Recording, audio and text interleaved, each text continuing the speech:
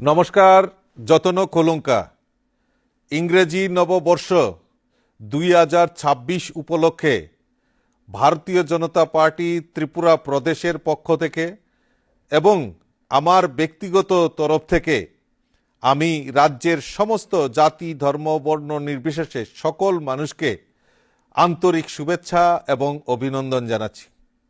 মাতা ত্রিপুরেশ্বরীর আশীর্বাদে 2025 সালে আমাদের রাজ্য এবং দেশ বিকশিত সংকল্প যাত্রায় আরও এক ধাপ এগিয়ে গেছে।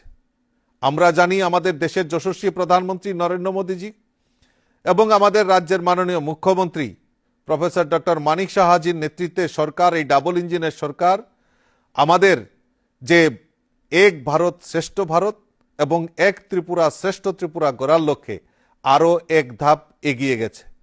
তাই আমি সকলের এই আজকের শুভ দিনে ঈশ্বরের নিকট আমি প্রার্থনা করছি যে সকলের সুস্বাস্থ্য কামনা করছি, তার পাশাপাশি সুখ ও সমৃদ্ধি আমি কামনা করছি।